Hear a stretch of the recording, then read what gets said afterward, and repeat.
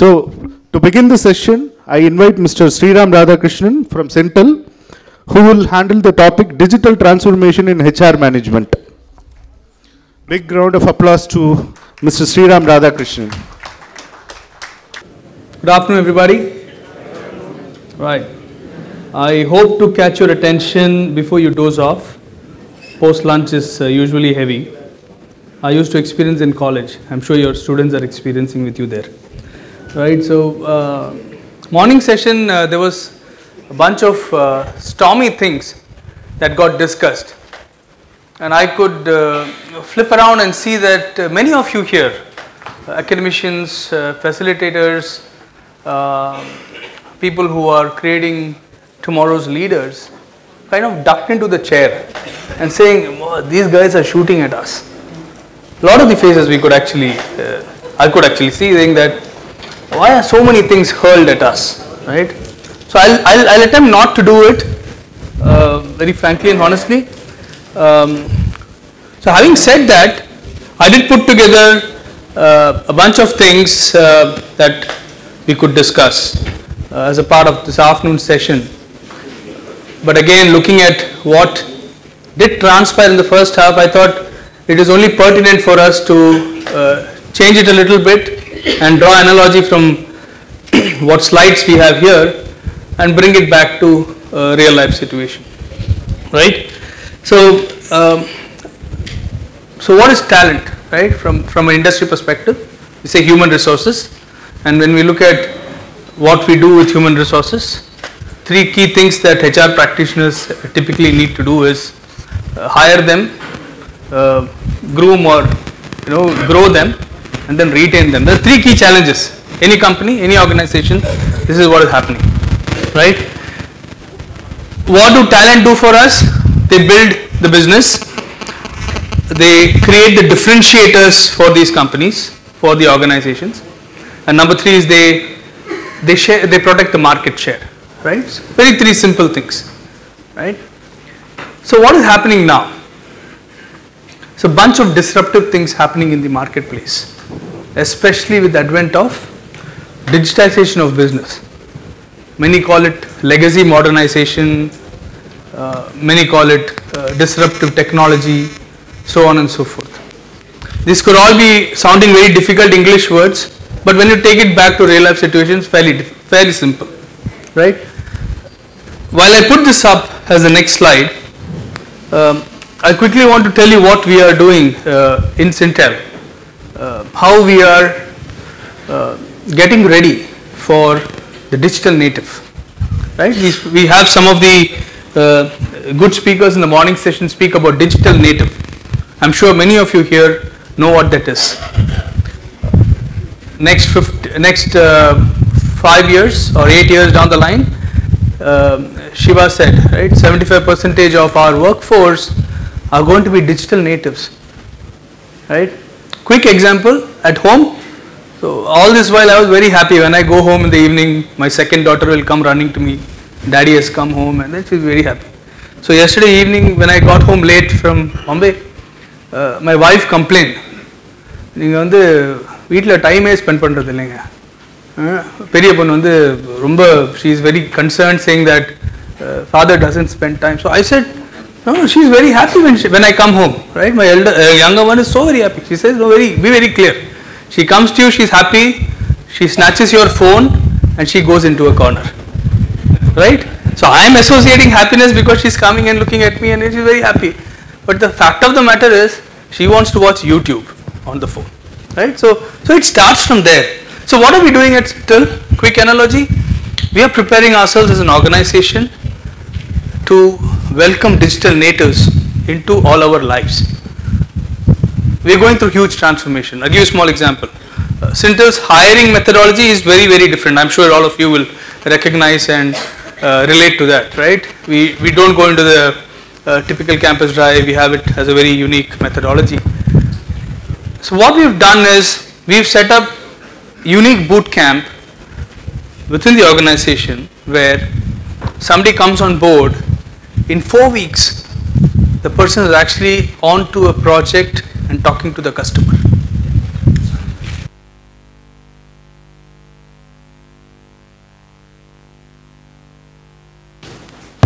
Better now?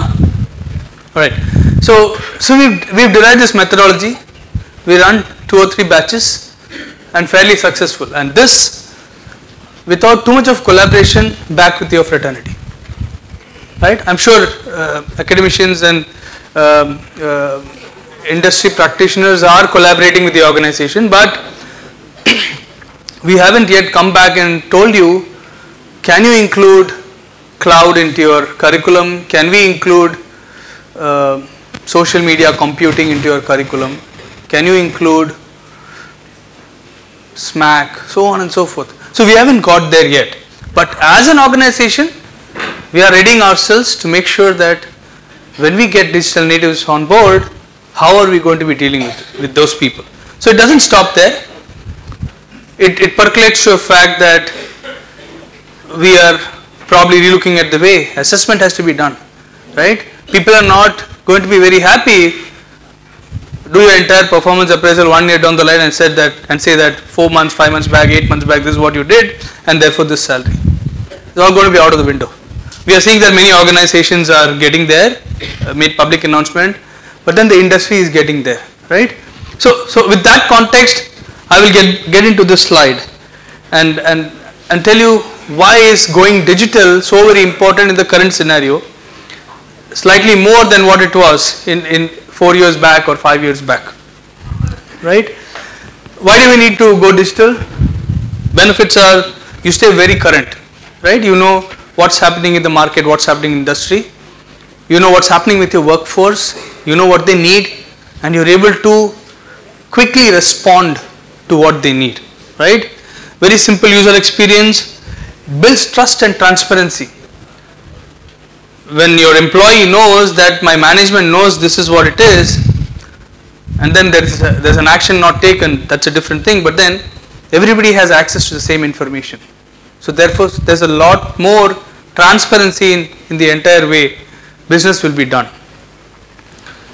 Fast access to innovation. Last but one speaker in a previous session touched upon that point very rightly, say that innovation doesn't mean that you create something great. Factly said, innovation also means that how you are able to improvise your regular standard activity and bring efficiency into what you've done. So digital will get you there, right? Last but not the least in this piece is continuous dialogue. So we spoke about performance management. One example, performance manager is probably getting to a scenario where you probably give daily feedback on an app on your mobile to your employee, right? Aggregate it back to an entire year, right? So it's probably getting there. So why do we need to transform? Why is this transformation required? Right? I'll run through all of this quickly. The key things over here, going digital will empower your folks, empower your employees. Related back to college scenario, I know there could be very valid restrictions why you say that don't bring mobile into your workplace, into your college, don't bring laptops. I'm sure all of you have valid reasons why you're doing that. But look at the flip side. Look at how information can be made quickly available to each of them and how they can transform. So essence here is, let them understand how they can probably productively come back and give you this information rather than restricting them from accessing this information. Digital is far more critical than what we think, right? I'm sure all of you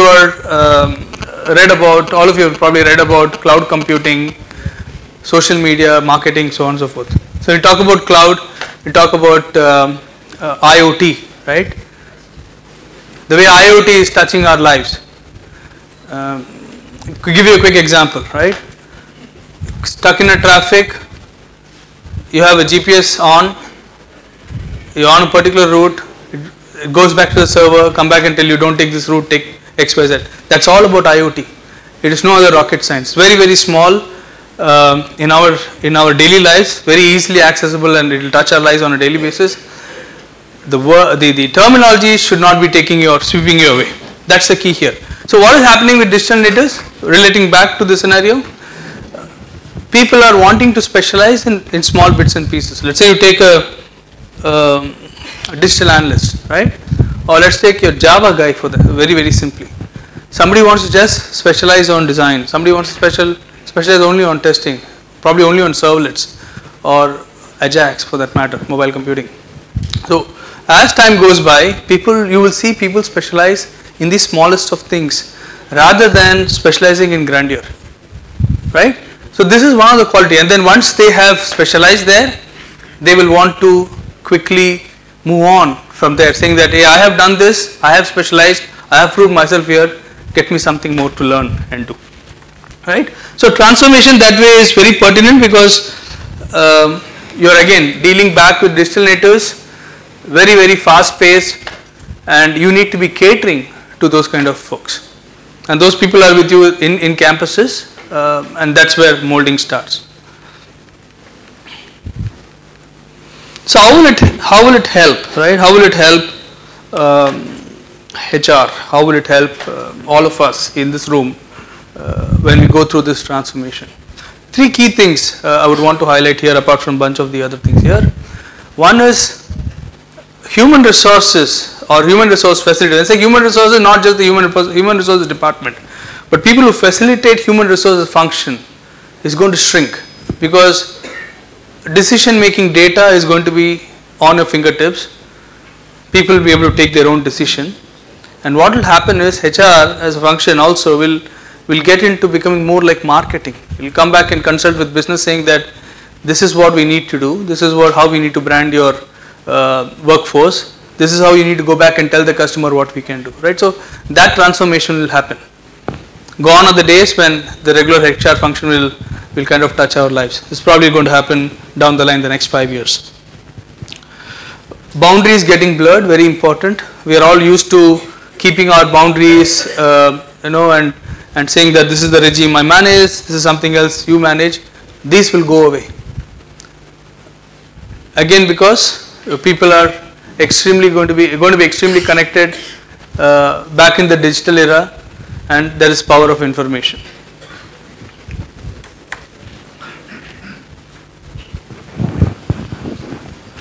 Alright, this is probably the meat in what I would like to convey today.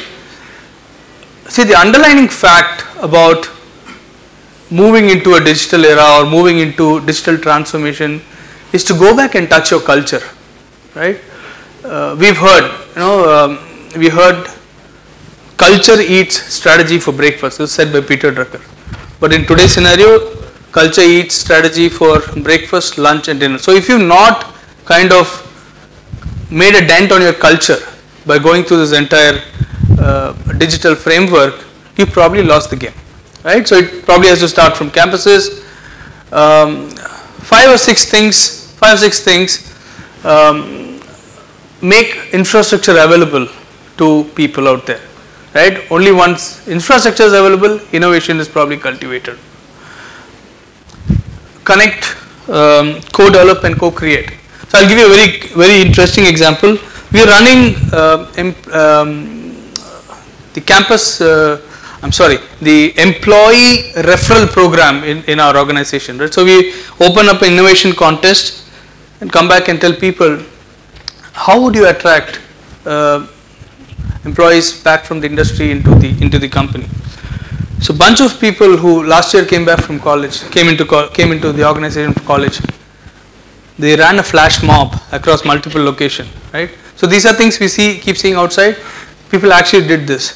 Yesterday, they ran a huge half-an-hour skit, almost as good as a movie, to go back and say how you probably get people into workplace by doing our myth campaign, right? So people are wanting to do experiential sharing and learning, right? So this is all about co-creating, co-developing, and connecting with people, right? So you can relate this back to how this will get into the digital world. Encourage resourcefulness, we spoke about it. Reverse mentoring, right?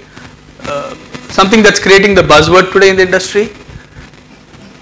So there is a lot for all of us in this room to learn from people who are young and probably in college, I would say, right? This is all about reverse mentoring.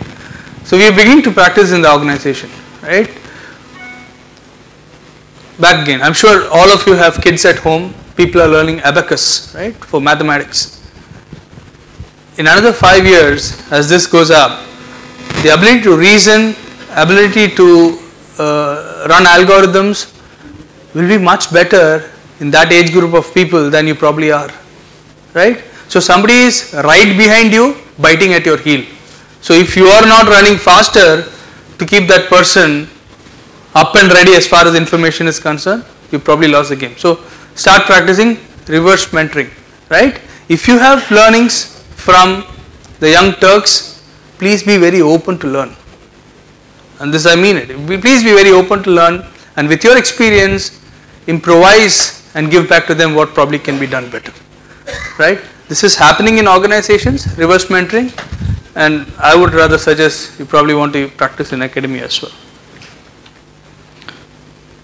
Yeah, leading from the front is probably what, probably the last point on the slide.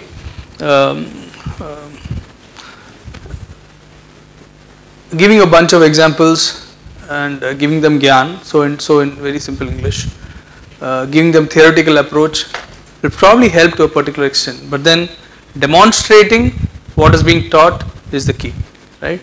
So that's very important when you do a culture setting. So it all relates back to setting up your culture, to go digital, to embrace digital, and then move on from there to embrace digital natives, right? Some of these things in the HR area where transformation is already done, some of these services are already available on mobile, some of them are available on the cloud, and right, I don't want to go to the laundry list, but then I'm sure many of you are aware, and this list is fast growing. So some of those things are done, no, personal files, so on and so forth, everything's done. But then these are something new age, and then there's next level coming in from here. So people who come up from campuses, who come into the organization, these things are given. Right? There's no new learning, right? These are given and these are available for them.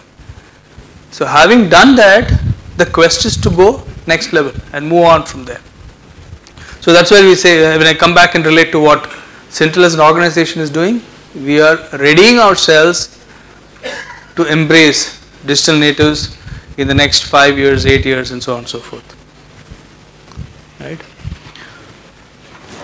Right. Now this will be relevant not only for organizations but to each individual here.